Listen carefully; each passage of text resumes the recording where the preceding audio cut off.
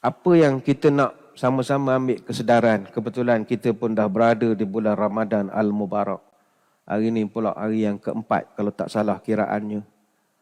Kita kena akui kalau kita membaca hadis-hadis tentang kegigihan Nabi SAW melaksanakan solat malam, kita akan rasa terpukul sekali.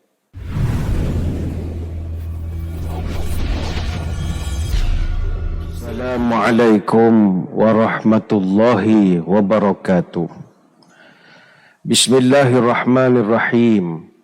Alhamdulillahi hamdan katsiran tayyiban mubarakan fihi kama yanbaghi li jalali wajhikal karim wa li'azimi sultanik. Allahumma salli ala sayyidina Muhammadin abdika wa rasulika nabiyil ummi wa ala alihi wa sahbihi wa sallim. Nawaitu ta'alluma wa ta'lim wa tadhakkura wa tadhkir wa naf'a wal intifa' wal ifadah wal istifadah wal hatha ala tamassuki bi kitabillah wa sunnati rasulih wa du'a ilal huda wa dalalah alal khair ibtigha'a wajhillah wa mardatihi wa qurbihi wa thawabihi lillahi ta'ala. Subhanal malikil quddus Allahumma inna na'udzu biridhaka min sakhatika wa bimu'afatika min 'uqubatika wa na'udzu bika minka la nuhsi sana'an 'alaika anta kama asnaita 'ala nafsik. Allahumma innaka 'afuwun tuhibbul 'afwa fa'fu 'anna. Yang dihormati para pegawai dan para sukarelawan Masjid Negeri Sultan Ahmad I Kuantan, seterusnya para pecinta ilmu, tuan-tuan guru, para alim ulama, para habaib, para puasawan. Alhamdulillah kembali bertemu dalam program Minda Imam Besar yang dibawakan kepada kita oleh Pusat Kutipan Zakat Majlis Agama Islam dan Adat Resam Melayu Pahang. Bagi yang pertama kali bergabung bersama kita di dalam MIB ini, kita pada musim yang ketiga ini mengguna pakai sebuah kitab Al-Wasiyah bi Ba'di Sunnah Shibhil Mansiyah, sebuah buku yang telah disusun pada tahun 2005 oleh Dr. Haifa binti Nasir bin Abdullah Ar-Rashid. Dia seorang profesor madya di Jabatan Akidah dan Doktrin Kontemporari di Fakulti Usuluddin Universiti Islam Imam Muhammad Ibn Saud di Riyadh. Dan buku ini telah diterjemahkan ke dalam bahasa Melayu bertajuk 100 Sunnah Rasulullah sallallahu alaihi wasallam yang dilupakan. Ada 322 halaman buku ini, ada 18 bab yang disusun mengikut sunnah dalam kategori yang berbeza, bermula daripada bab bersuci, junub, siwak, azan, sampailah nanti sampai bab zikir dan sebagainya. Dan kita baru masuk kemarin ataupun minggu lepas pada bab yang ke-6, iaitu pelbagai sunnah yang berkaitan dengan solat. Ada 5 subtopik di dalam bab ini. Minggu lepas kita sempat bincangkan tentang topik solat sunat boleh dikerjakan di rumah. Muka surat 111. Itu kita dah terangkan minggu lalu. Jadi tidak ada lagi harap yang menimbulkan sebarang kemusykilan lagi, sebab kita dah jelaskan bahawa solat sunat ini sangat digalakkan dibuat di rumah, bukannya di masjid. Apa faedahnya? Sebagaimana disebutkan dalam kitab Yaumu fil Baiti Rasulullah karangan Abdullah Al-Qasim, dia disebutkan pertama dan utama kenapa sembahyang sunat ini elok dibuat di rumah, kerana mengikut tunjuk ajar Nabi SAW. Dalam kitab Syama'il At-Tirmizi disebutkan bahawa walaupun rumah Nabi itu sebelah saja dengan masjid, tapi Nabi lebih memilih untuk solat sunat di rumah. Sembahyang fardu saja di masjid. Mungkin canggunglah dengan kita. Iya ke? Orang nak cari pahala lebih. Cari, tak ada masalah. Baik tu tajuk buku ni, sunnah yang dilupakan. Memang orang dah banyak lupa. Hatta tarawih pun kita dah sebutkan pada kesempatan lalu, kata Aisyah, anna Rasulullah sallallahu alaihi wasallam zata lailatin fil masjid fa shalla bi salatihi nasun thumma shalla min al-qabilata fa kathura an-nasu thumma ijtama'u min al-lailati thalithati aw ar-rabi'ah falam yakhruj ilaihim Rasulullah sallallahu alaihi wasallam. Nabi malam pertama Ramadan semayang di masjid, orang ikut Nabi. Malam kedua Nabi semayang lagi, orang ikut dia. Malam ketiga, keempat orang nunggu tapi Nabi dah semayang di rumah. Artinya ada penggiliran. Tapi tuan-tuan malangkan jangan tak datang, datang jugalah. Ini ialah sunnah yang dilupakan, tapi eloklah datang ke masjid untuk label-label kita ini. Dan kita terangkan, ada satu yang kita tergantung sikit perbincangan pada minggu lalu, kita dah terangkan, salah satu sebab Nabi SAW menggalakkan kita sembahyang sunat di rumah adalah untuk mengajak isteri berkenaan solat. Timbul pertanyaan, apa kena-mena mengajar isteri semayang dengan semayang sunat di rumah? Kerana solat wanita yang terbaik adalah di rumahnya. Sebagaimana hadis dalam Ibn Mas'ud, salatul mar'ati fi baitiha afdalu min salatiha fi hujuratiha wa salatuha fi mahdakhiha afdalu min salatiha fi baitiha. Salat seorang wanita di rumah lebih baik daripada salat di halaman rumah. Dan solat di bilik tidur adalah lebih baik daripada solat dalam rumah. Hadis dalam Sunan Abi Daud. Jadi hadis-hadis ada banyak lagi. Kata ulama menunjukkan bahawa tempat terbaik bagi seorang wanita untuk menunaikan solat adalah di rumah. Dan jelas juga dalam hadis ini kata ulama tidak berdosa kalau seorang wanita itu tidak ke masjid. Dia nak memilih untuk solat di rumah saja, tidak jadi masalah. Dan tak ada orang boleh kata itu perbuatan dia sebagai orang tak beriman ke, orang tak ikut sunnah Nabi, tak betul. Orang yang membuat tuduhan itu yang tak betul. Kerana orang perempuan lebih baik semayang di rumah. Dan kita dah simpulkan bahawa rumah adalah tempat terbaik untuk seorang wanita itu salat. Akan tetapi tidaklah menjadi kesalahan sekiranya seorang wanita itu berjemaah di masjid. Sebab itu kita dalam kelas kita ini kita berpandangan sunat pula dan digalakkan pula bagi seorang wanita itu menunaikan solat di masjid ataupun surau dengan memerhatikan kepada beberapa perkara yang tertentu. Contoh tanggungjawab pada rumah dan sebagainya lagi. Jadi tak ada masalah. Macam perempuan datang mengaji ini semua, khabar ke suami tak? Kan suami bangun tidur tak tahu di mana. Mana mak kau? Suami tak tahu kita pergi ke mana. Dia lepas sahur tidur dah. Entah, anak pun tak tahu mak ke mana. Rupanya mak duduk masjid. Daripada pukul 8 sampai tengah hari. Bagus. Tapi di luar pengetahuan suami itu tidak bagus. Jadi, ni sunat. Taat orang tua tu wajib. Jadi, ada pertimbangan di situlah. Lepas tu pada suami pun kita dah beritahu minggu lepas, jangan buat keras sangat. Bang, saya nak pergi masjid. Saya mengada duduk rumah sudah. Siang nak buat benda. Malam ada kira-kira, siang. Masak tidak, benda tidak. Nak buat apa? Biarlah dia ke masjid.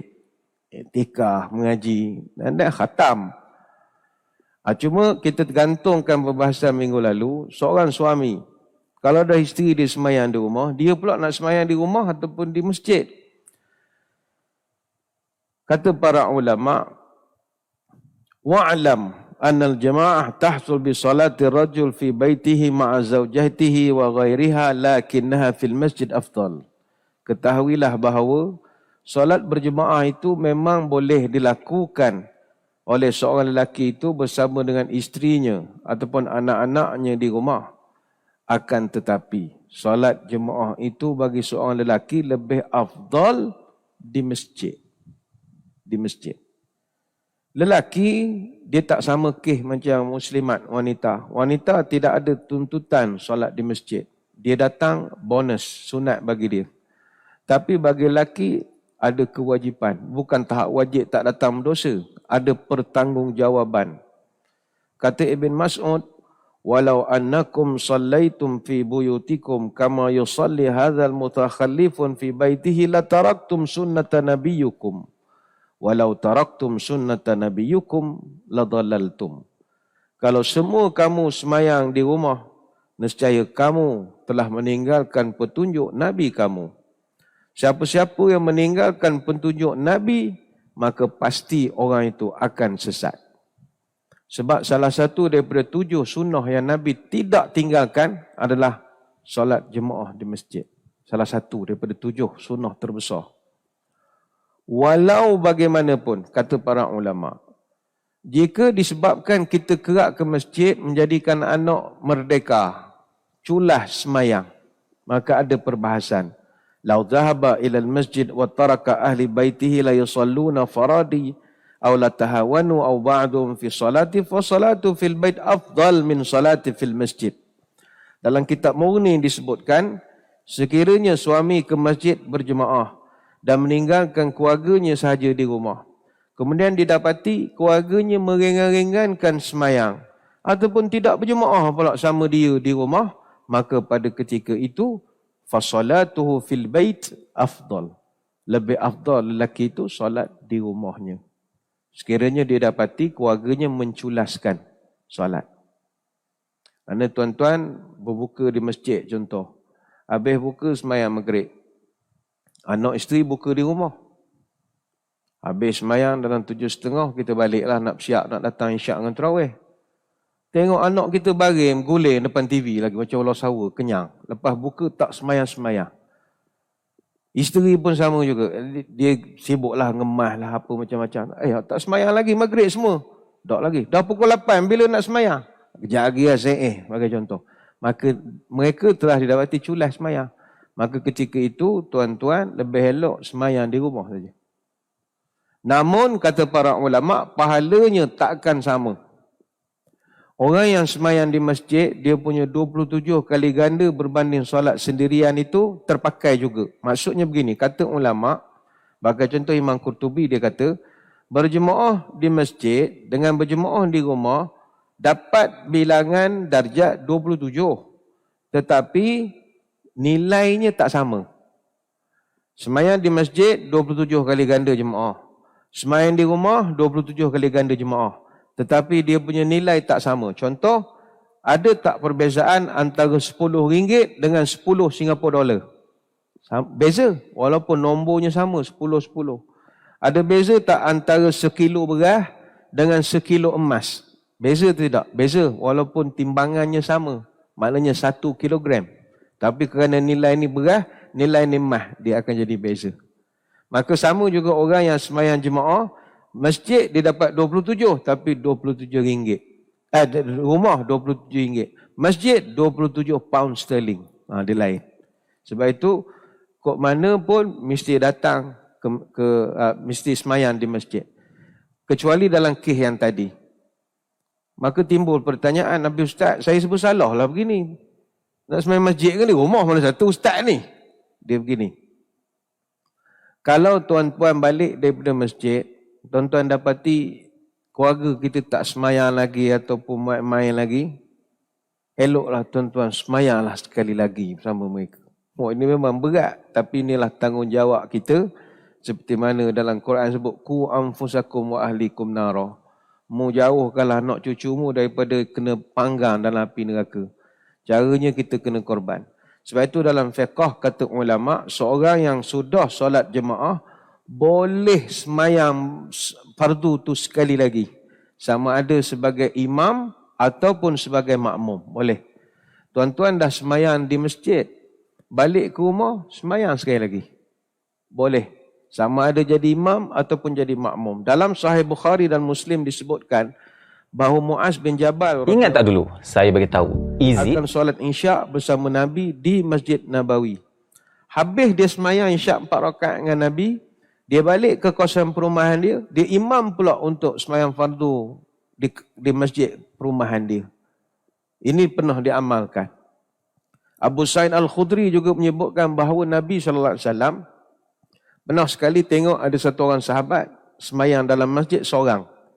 Maka lantas Nabi mengatakan, ala rajulun yatasaddaqu ala hadha fayusalli ma'ahu. Nabi pesan pada sahabat yang lain, tak ada ke awak semua ni yang nak sedekah pada orang tu? Sedekah benda orang tu tengah semayang. Rupanya dia nak kita share pahala dengan dia. Maka solat fayusalli ma'ahu. Semayanglah kamu bersama-sama dengan dia. Ini hadis dalam riwayat Abu Daud. Jadi tuan-tuan ni berat sikit lah. Kalau kita dah semayang di masjid, balik ke rumah tengok anak tak semayang lagi. Tuan-tuan siap sekarang. pakai kain, pakai baju, semayang. Soft. Anak pelik. Apa bukan berbalik masjid? Lah, awak semua tak semayang, aku esok kena tanggung. Komat sekarang juga. Semayang sekali lagi. Suruh je boleh. Tapi kalau kita sebelum semayang sekali lagi, oh hebat betul lah. Baik itu bukan senang nak mendidik anak cucu semayang. Baik itu Nabi Ibrahim AS pun berdoa depan Allah supaya jadikanlah anak cucu keturunan aku golongan semayang. Sebab bukan senang melahirkan generasi semayang ini. Ni kita tak nak elaborate sangat sebab saya kira benda ni dah pun kita jelaskan pada minggu lalu. Back to square one, semayang sunat digalakkan buat di rumah, semayang fardu di masjid. Seorang wanita muslimat boleh datang ke masjid, tak ada masalah. Tetapi kalau tanya mana afdal antara semayang rumah masjid, sudah pasti rumah lah. Rumah dia. Bahkan dalam rumah tu pula lebih afdal kalau ada ruangan khas pula untuk dia. Mana tidaklah suka-suka hati. Hari ni semayang dalam bilik, esok semayang depan TV depan, minggu depan semayang bawah tangga. Taklah. Dia ada spesifik tempat dia. Itu yang terbaik lah. Baik, untuk minggu ini kita nak masuk satu bab yang baru tapi masih dalam subtopik yang kedua, bab yang ke-6, iaitu bagian di kitab buka muka surat 115, memulai solat malam dengan 2 rakaat ringan. Memulai solat malam dengan 2 rakaat ringan.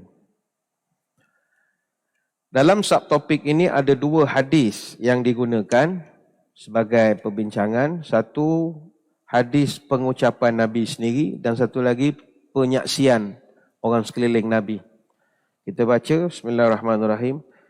Memulai solat dengan 2 rakaat ringan. Bukti daripada pengucapan dan juga perbuatan Rasulullah SAW. Daripada Abu Hurairah, Nabi SAW bersabda, "Idza qama ahadukum minal laili falyaftatih salatahu bi raka'ataini khafifataini." Nabi pernah mengatakan, jika salah seorang di antara kamu semayang malam, hendaklah dia memulakan solatnya dengan 2 rakaat ringan. Hadis riwayat Muslim dan juga Abu Daud. Dalil yang kedua adalah hadis berbentuk penyaksian, iaitu perbuatan Nabi. Daripada perbuatan baginda adalah melalui hadis daripada Aisyah radhiyallahu anha. Kana Rasulullah sallallahu alaihi wasallam idza qama min al-laili la yusalli iftataha salatahu bi rak'ataini khafifataini. Apabila Rasulullah sallallahu alaihi wasallam bangun malam untuk solat, baginda memulakan solatnya dengan 2 rakaat ringan. Hadis riwayat Imam Muslim. Imam An-Nawawi menjelaskan dalam syarah Muslim, hadis ini merupakan dalil, iaitu sunat melakukan solat 2 rakaat sebagai pemberi semangat dan motivasi untuk solat seterusnya. Menurut Ibn Qayyim dalam Zadul Ma'ad, Ibn Abbas tidak menyebutkan Nabi memulakan solatnya dengan 2 rakaat ringan seperti yang disebut oleh Aisyah. Boleh jadi ini kerana Nabi SAW tidak melakukannya secara rutin atau kadang-kadang sahaja. Ataupun mungkin juga kerana Aisyah meriwayatkan sesuatu yang tidak diriwayatkan oleh Ibn Abbas. Ini mustahab. Perenggan ini mustahab. Rujukan Aisyah menjadi lebih kuat kerana Aisyah adalah orang yang lebih rapat dengan Nabi. Dan tentulah beliau yang paling tahu mengenai solat malam baginda. Manakala Ibnu Abbas pula hanya menyaksikan baginda ketika dia bermalam di rumah ibu saudaranya. Ini mustahab. Jika Aisyah dan Ibnu Abbas berbeza pendapat mengenai solat malam, maka pendapat yang dipegang adalah pendapat Aisyah. Sebab apa? Isteri. Dia lebih tahu suami dia semayang malam berapa rakaat berbanding dengan orang lain. Dia puncanya begini, hadis daripada para sahabat tentang semayang malam Nabi ni versinya terlalu banyak. Umumnya kata ulama ada 6 orang sahabat yang secara relatifnya sering menyampaikan hadis-hadis berkenaan solat malam Nabi. Sama ada yang Nabi lakukan di bulan Ramadan ataupun di luar bulan Ramadan. Di Ramadan maknanya tarawih dan seumpamanya. Dan antara yang paling banyak versi daripada mereka adalah Aisyah, Ibnu Abbas, Ibn Umar, Ummu Salamah, Jabir bin Abdullah dan ada beberapa orang lagi. Jadi antara satu school of thought ni lain-lain. Antara satu sahabat ni dengan ni, dia sebab mereka lihat. Ada yang lihat lain. Sebagai contoh, macam tadi diutarakan oleh tuan kitab, pertentangan antara Ibnu Abbas dengan Aisyah radhiyallahu anha. Kalau kata Ibnu Abbas, kana Rasulullah sallallahu alaihi wasallam yusalli min al-laili 13 rak'atan. Kata Ibnu Abbas, Nabi solat malam 13 rakaat, termasuk sekali dengan witir, dan baginda semayang pula 2 rakaat sunat fajar sebelum daripada semayang subuh. Ini hadis riwayat Imam Muslim. Adapun Aisyah, dia katakan Nabi ringan 2 saja. Tapi mungkin Allahu a'lam, Nabi banyak rakaatnya, tapi starting dia 2. Mungkin dia tak terus buat 3, dia start 2, dia relax, zikir, sambung lagi 2. Maka semuanya adalah benar. Apa yang mustahak, Nabi dia ada warm up dia dulu, sembahyang sunat 2 rakaat. Saya tidak berajak nak ulah berkenaan tentang masalah 2 rakaat ataupun tidak. Apa yang kita nak sama-sama ambil kesedaran, kebetulan kita pun dah berada di bulan Ramadan Al-Mubarak. Hari ini pula hari yang keempat kalau tak salah kiraannya. Kita kena akui, kalau kita membaca hadis-hadis tentang kegigihan Nabi SAW melaksanakan solat malam, kita akan rasa terpukul sekali. Bagaimana seorang insan yang tidak ada sebarang kesalahan di sisi Allah, tetapi baginda seorang yang sangat menjaga sembahyang malam. Tuan-tuan, Nabi ni dijamin oleh Allah masuk surga. Jamin. Kita tak ada orang nak jamin kita. Tak ada. Nabi juga sebaik-baik manusia. Bahkan bukan sebaik manusia. Kalau Nabi-Nabi tu baik, Nabi kita Nabi terbaik. Sampai dipanggil Sayyidil Mursalin. Segala Rasul, dia hak number 1. Bayang baik tak baik. Nabi ni orang yang telah Allah jamin dibebaskan dari sebarang bentuk dosa. Liyaghfira lakallahu ma taqaddama min dzambika wa ma ta'akhkhar wa yutimma ni'matahu 'alaika wa yahdiyaka siratan mustaqima. Wahai Muhammad, kata Allah, aku ampunkan segala salah silap engkau yang dulu dan akan datang. Aku sempurnakan segala nikmatku pada kamu. Aku tambah pada kamu petunjuk ke arah jalan yang betul dalam melaksanakan agama ini. Surah Al-Fatah ayat yang kedua. Namun bayangkanlah muslimin muslimat sekalian. Walaupun Nabi kita ni dapat jaminan daripada Allah, dia punya sembahyang malam luar biasa sekali. Dan umur Nabi bukannya muda. Dia jadi Nabi umur 40. Kemudian aktifnya umur 50. Artinya dia wafat umur 63. Sedang-sedang umur-umur pencen je. Tapi bagaimana komitmen dia sembahyang malam. Sembahyang malam ni tuan-tuan, dia kalau talian, dia direct line. Direct line. Saya selalu buat perumpamaan, kita kalau nak minta tolong dengan orang besar pakai kabel macam-macam, kita kena berani telefon orang besar-besar ni. Tapi orang besar ni pula dia ada banyak talian. Contoh tuan-tuan nak telefon Perdana Menteri. Perdana Menteri dia ada nombor telefon pejabat. Tapi tu nak sampai ke Perdana Menteri berapa lapis lah telefon tu. Setiausaha ni, pegawai khas ni, baru sampai ke dia. Tu pun kalau sampai. Tapi ada orang tertentu yang Perdana Menteri bagi direct je nombor. Ustaz apa-apa telefon nombor ni. Sebab itu orang yang sembahyang malam ni, dia dapat guna talian direct line. Dia kalau talian hotline ni dengan Allah Ta'ala, nombor dia mudah saja. Semua orang guna 24434. 2 subuh, 4 zuhur, 4 asar, 3 maghrib, 4 isyak. Ini hotline, biasa, line biasa. Bukan di masjid negeri saja kita guna talian ini, satu dunia pakai. 24434. Boleh dapat bantuan. Boleh, tapi queue panjang lah. Satu dunia mohon. Justru untuk nak memudah cara kepada hamba-hambanya memohon sesuatu pada dia, Allah buka satu lagi talian namanya direct line. Berapakah nombor direct line ini dan bila boleh digunakan? Tengah malam. Kenapa tengah malam? Kadar murah. Di luar waktu puncak. Siang line mahal telefon. Siang 1 minit 30 sen. Malam 3 minit 10 sen. Sebab apa malam murah? Sebab orang lain ramai tak guna line. Kita seorang yang gode nombor itu.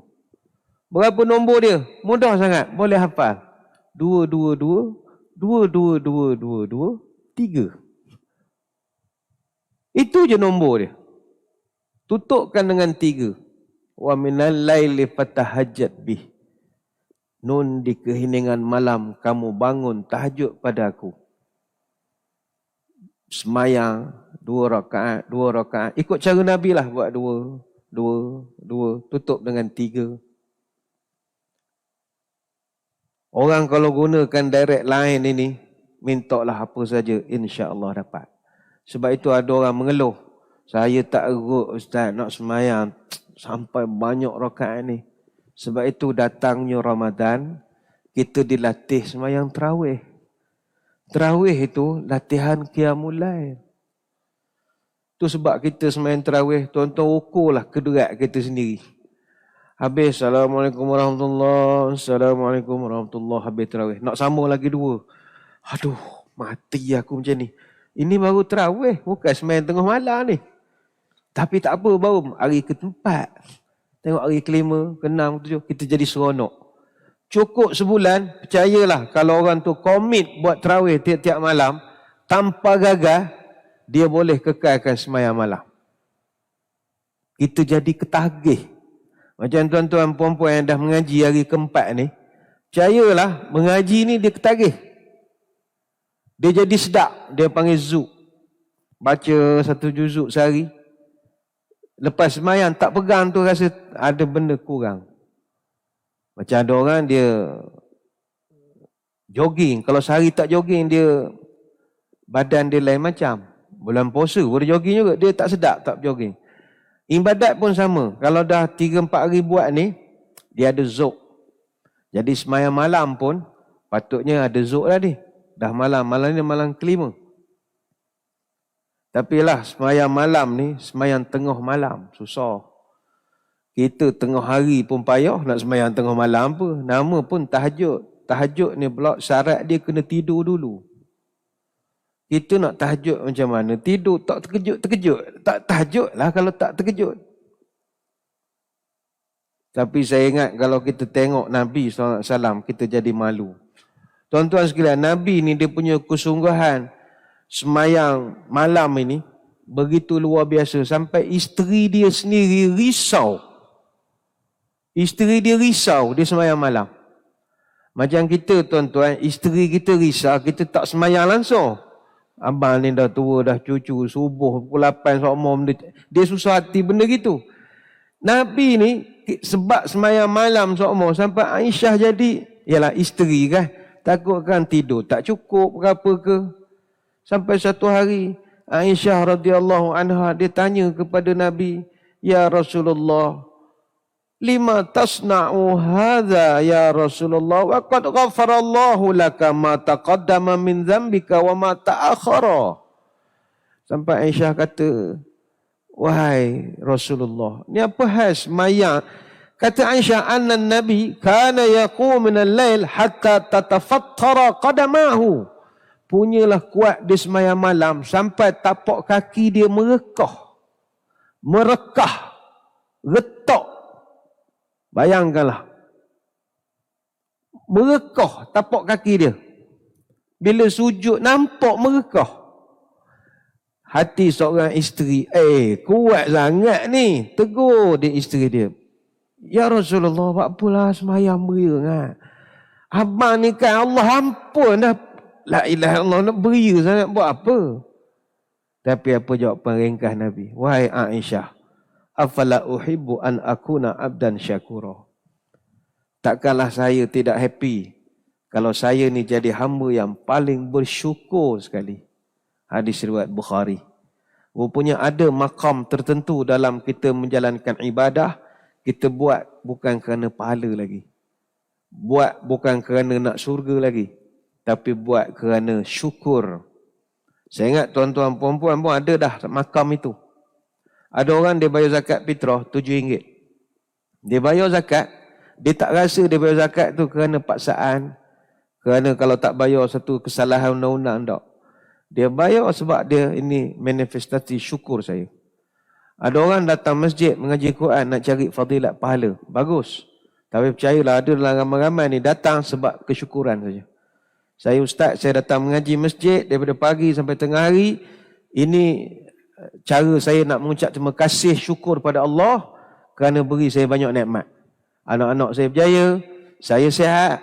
Walaupun pandemik sejak daripada 2020 sampai sekarang saya masih lagi belum penuh sekali pun kena.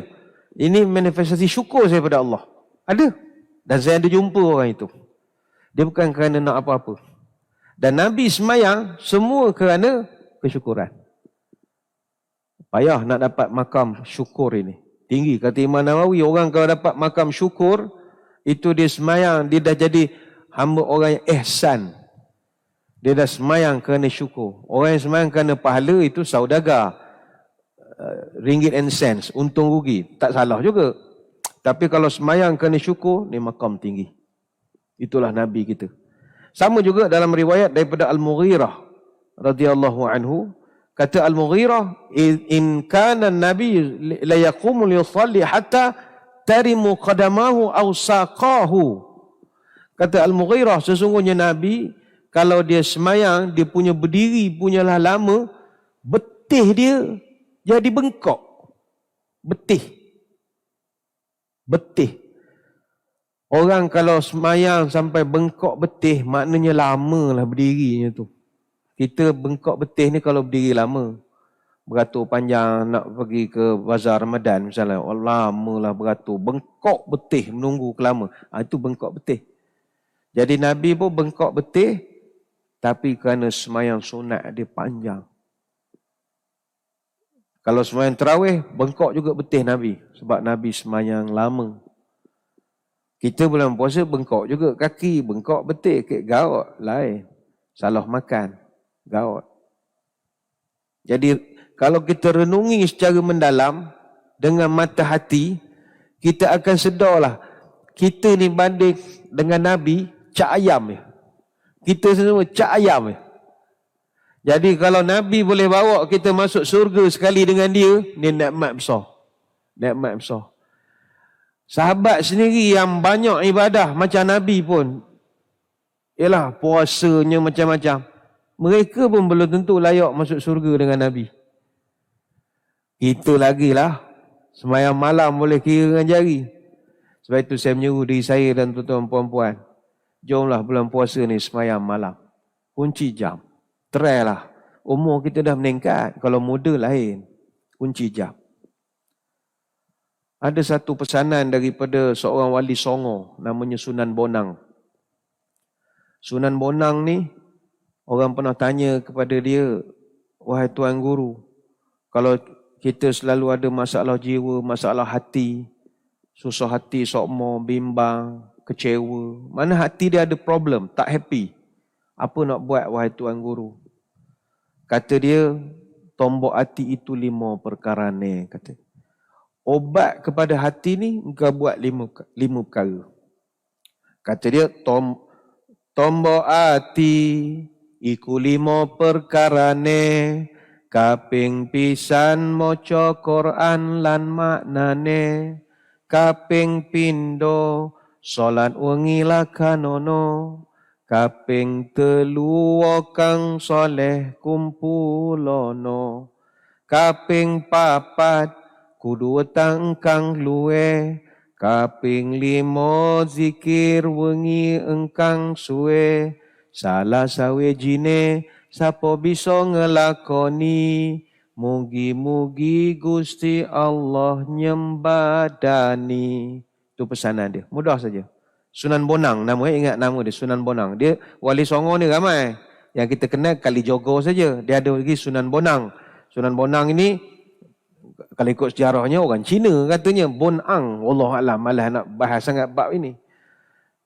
Dia beri nasihat, kalau engkau nak ubat hati engkau 5 perkara. Obat hati ada 5 perkaranya. Yang pertama, baca Quran dan maknanya. Yang kedua, salat malam dirikanlah. Yang ketiga, berkumpullah dengan orang soleh. Yang keempat, perbanyaklah berpuasa. Yang kelima, zikir malam berpanjanglah. Salah satunya siapa bisa menjalani. Moga-moga Gusti Allah mencukupi, kata dia. 5 ya, senang sangat. Senang cakap lah, buat payah. Tapi boleh buat bulan puasa ini. Nombor 1, kata dia, baca Quran. Tahniah pada tuan-tuan perempuan datang ke masjid, baca Quran. Buat halakah-halakah kecil, bagus. Tetapi, moco Quran lan maknane, kata dia. Engkau mesti baca Quran, kemudian selakkan maknanya. Baru dia ada sampai ke hati. Tengok. Kadang ada setengah orang, bila dia baca, dia tengok makna, menangis. Apa sebab? Dia rasa Quran sedang bercakap dengan dia. Dia rasa Allah sedang bercakap dengan dia. Kadang ada orang tentu dia ada masalah. Anak tak sihat, suami tak sihat, duit tak apa, macam-macam masalah. Cuba nak cari ketenangan, datang ke masjid. Mungkin suaminya sakit di rumah ke apa, penat jaga orang sakit ni. Jadi ada luang masa sekejap, ada orang lain tengokkan, datang ke masjid mengaji Quran. Ada hari kita tanya, ya Allah, ngapa berat sangat ujian aku ni, ya Allah. Jaga suami sakit lagi, duit tak apa ada, anak-anak pun bukanlah semua berjaya. Kita membaca. Ada hari, percayalah tuan-tuan perempuan, kita baca ayat itu seolah-olah sedang bercakap dengan kita. Itu sebab tu. Kadang kita baca, tengah baca mikir banyak masalah. Tiba keluar, asa an takrahu syai'an wa huwa khairul lakum. Wa asa an tuhibbu syai'an wa huwa syarrul lakum. Mungkin benda yang kamu suka itu tak molek untuk kamu. Mungkin benda yang tak molek untuk kamu, bagus untuk kamu. Dia ada ayat-ayat tertentu dalam Quran ni yang bila kita kebetulan sampai, kena ke aku? Ataupun pagi tadi kita ada orang minta sedekah, kita buat tak nampak. Sampai masjid, hari ni baca, kena ayat sedekah pula dah. Ya ayyuhallazina amanu anfiqu mimma sudah. Kena tegur dah. Dia rasa begitu. Kena dah aku ni. Balik kan gagal lah mencari balik mana orang-orang minta tadi. Orang kalau dah sampai tahap itu, dia sedang bermanja dengan Tuhannya. Dia rasa Tuhan dia bercakap dah dengan dia. Dan ini ilmu rasa, tak dapat semua orang. Dia sedang baca ayat Quran, Allah bercakap dengan aku rasa ni. Ini Allah tegur aku ni. Sudahlah. Dia rasa begitu. Baik itu moco Quran lan maknane, kata mesti engkau memerhatikan maksudnya. Yang kedua, semayang malam. Jangan tinggal. Kuncilah jam. Dalam usia kita sekarang ini, moleklah kita berpenat-penat di dunia, tapi kita bersenang-lenang, senang-lenang dalam kubur nanti. Baring, tidur, tak ada masalah. Sebab kita dah berpenat di dunia. Penat, semayang malam ni penat. Tapi awal-awal saja, lama-lama esok, kita ada kekuatan batin, firasat tepat, insya-Allah, kalau semayang malam. Yang ketiga, wakang soleh kumpulono, sering berkumpul dengan orang baik-baik. Tuan-tuan datang masjid, kumpul sama-sama halakah kita, semua orang baik-baik lah. Tak ada yang lepas pada ngaji, maulah kita minum air, lantak lah. Bukannya tahu tak, semua buat benda baik semua. Duduk dengan orang baik-baik. Yang keempat, berpuasa. Dan itu yang sedang kita lakukan, dah bonus dah. Dan yang kelima, zikir waktu malam. panjang-panjanglah. Kalau siapa boleh buat benda ini, kata Sunan Bonang, tombok hati katanya. Hatinya akan dirawat. Hati dia akan balik jadi hak bersih betul-betul. Amalkanlah. Dan banyak-banyak yang susah kita nak buat, sembahyang malam. Jadi kita harap pada hari ini, semangatlah kita nak melakukan sembahyang malam ini. Keutamaan sembahyang malam ni kata ulama nombor 1 sekali, Allah Ta'ala akan angkat orang ni pada kedudukan yang terpuji dan paling utama sekali. Wa minal laili fatahajjat bihi nafilatan lak asa ayyab'atsaka rabbuka maqaman mahmuda. Dan bangunlah kamu pada sebahagian waktu malam dan kerjakanlah solat malam. Itu adalah ekstra untuk kamu. Nafilatan lak. Itu ekstra. Kalau kamu boleh buat, kamu ni extraordinary. Kalau boleh buat. Ya ba'atha rabbuka maqaman mahmuda. Dan Allah akan menempatkanmu pada hari kiamat pada kedudukan yang terpuji. Surah Al-Isra ayat 79. Dalam satu ayat yang lain Allah Ta'ala sebut, orang-orang sembahyang malam ni nikmat dia banyak. Innal muttaqina fi jannatin wa uyun. Orang-orang yang takwa kepada Allah akan didudukkan di dalam taman syurga, yang mana pada taman itu mata air terpancar pada sekelilingnya. Cantik mata airnya. Akhidhina ma atahum rabbuhum innahum kanu qabla dhalika muhsinin. Mereka di sana sentiasa terima nikmat dan rahmat daripada Tuhan. Mereka dulu di dunia adalah orang-orang yang baik. Siapakah mereka? Kanu qalilan minal laili ma yahja'un. Iaitu mereka mengambil masa sedikit saja waktu malam untuk tidur. Artinya mereka ni sembahyang malam.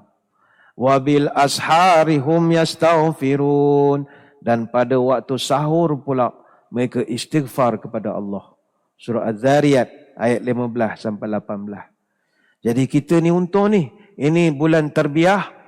Kita bangun pukul 3 pagi sebab nak prepare sahur misalnya. Bangun sembahyang sunat dulu 2 rakaat. Sebab kita dah belajar hadisnya, Nabi minimum 2 rakaat saja. Buat 2 rakaat. 2 rakaat, puan-puan sembahyang sunat 2 rakaat. Sambil nunggu nasi kering, main 2 rakaat. Kemudian, wabil asharihum yastaghfirun. Mereka minta ampun pula di waktu sahur. Waktu sahur, waktu makan, banyak astaghfirullahalazim, astaghfirullahalazim, astaghfirullahalazim. Ini orang dia ada surga. Surga dia pula ada dia punya taman sendiri. Orang lain mungkin ada rumah dalam surga tapi rumah rapat-rapat tak ada taman. Kita siap ada taman kita sendiri. Taman tu pula ada mata air, bapak lawa, tak dapat digambarkan. Ini untuk orang yang sembahyang malam lah. Ayolah kita sembahyang malam. Kalau kita nak kumpulkan pagi ini hadis-hadis tentang keutamaan orang yang sembahyang malam, nescaya terliurlah seseorang itu. Punya specialnya orang sembahyang malam ni, dia punya surga, punya bangunan dia tak sama dengan orang lain.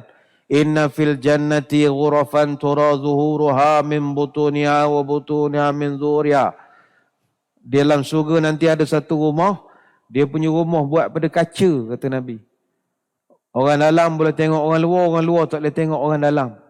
Sampai sahabat tanya, ya Rasulullah, liman iya ya Rasulullah. Oh, untungnya rumah kaca. Bayanglah, 1400 tahun dulu, mana orang Arab duduk zaman dulu terfikir rumah pada kaca. Kita sekarang tak pelik lah, banyak dah hotel buat pada kaca. Dulu, oh rumah pada kaca. Siapa yang boleh duduk situ ya Rasulullah? Liman atabal kalam, wa at'amat ta'am, wa adamas siyam, wa shalla lillah bil laili wa nasuniyam. Orang yang boleh dapat rumah ni tuan-tuan boleh buat. Pertama sekali adalah orang yang atabal kalam. Orang yang jaga percakapan. Dia tak cakap benda ngarut, melainkan yang molek-molek. Kita bulan puasa pagi ni baca Quran. Mana dia cakap ngarut? Ini kalau mati, surga buat pada kaca.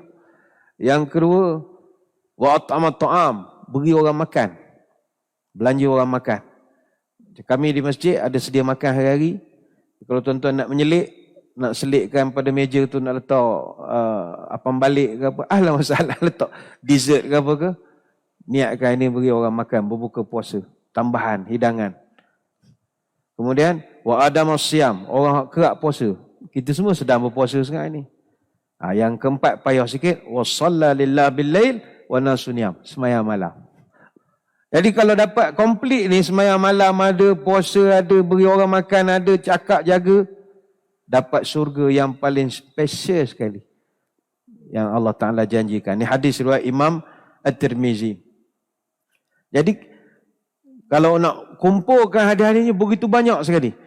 Hingga kan kata para ulama adalah satu yang mengherankan. Apabila orang ini begitu banyak ganjaran yang Allah janjikan orang yang sembahyang malam, tapi masih belum sanggup dia nak buat. Padahal ada amalan-amalan lain itu, ganjaran yang Allah Ta'ala janjikan, hadisnya mungkin 1 atau 2 saja. Tapi orang buat bersungguh-sungguh. Tapi kalau sembahyang malam ni, dia macam tak ada sambutan sangat daripada masyarakat. Sedangkan sembahyang malam ini adalah tanda orang tu betul-betul rapat dengan Allah Ta'ala. Sebab itu Nabi sebut aqrabu ma yakunu rabbu minal abdi fi jawfil lailil akhir fa istata'ta an takuna mimma yadhkurullah fi tilka sa'ah fakun. Momen yang paling dekat sekali antara seorang hamba dengan Tuhannya adalah pada tengah malam terakhir. Dalam setengah riwayat menyebut Allah Ta'ala telah dengan rahmatnya turun ke permukaan bumi ini. Daripada kemuliaan dia turun, melihat sendiri mana hambanya yang sembahyang malam. Maka kata Nabi, kalau kamu boleh menjadi sebahagian daripada momen itu, fakun, lakukanlah. Hadis Tirmizi. Jadi buatlah sembahyang malam. Di negara kita kalau nak buat sembahyang malam ni senangnya pukul 3 pagi lah. Itu yang paling mudah. Kenapa saya sebut negara kita? Sebab lain negara, lain cara kiraan tengah malamnya. Kalau siang panjang, lain pula. Ada masa malam pendek, ada masa malam panjang, siang pendek. Tapi kita konsisten, saya ingat mudah kalau pukul 3 pagi. Pukul 12 boleh, tak berapa tu sangat lagi. Dia tak berapa tenang sangat. Dalam konteks Malaysia ni pukul 12, pedak budak tak tidur lagi pukul 12. Pukul 3 ni dia quiet sikit lah, insyaAllah. Jadi kita simpulkan, buatlah sembahyang malam, khususnya kalau kita sedang berada dalam kesusahan. Itu lagilah kena sembahyang malam. Tuan-tuan perempuan yang tengah susah hati, pasal bisnes, pasal keluarga, pasal kesihatan, pasal anak-anak, pasal menantu, lagilah kena banyak sembahyang malam. Kata para sahabat Nabi SAW, masa nak perang Badar dengan perang Tabuk, ini 2 perang yang sangat kritikal lah masa itu. Ujian yang besar bagi umat Islam. Nabi dalam suasana berada di medan perang itu pun, Nabi sembahyang malam. Kata Abdullah bin Amr al-As, anna Rasulullah SAW ama ghazwati Tabuk qama min al-laili yusalli. Nabi melakukan salat malam pada masa perang Tabuk, fajtama'a wara'ahu rijalun min ashabih. Maka para sahabat bila tengok Nabi sembahyang, mereka pun menjaga Nabi, takut ada musuh. Mana tengah kecamuk perang, dia jaga standby, takut ada orang attack daripada bukit ke apa ke. Ini hadis riwayat Imam Ahmad.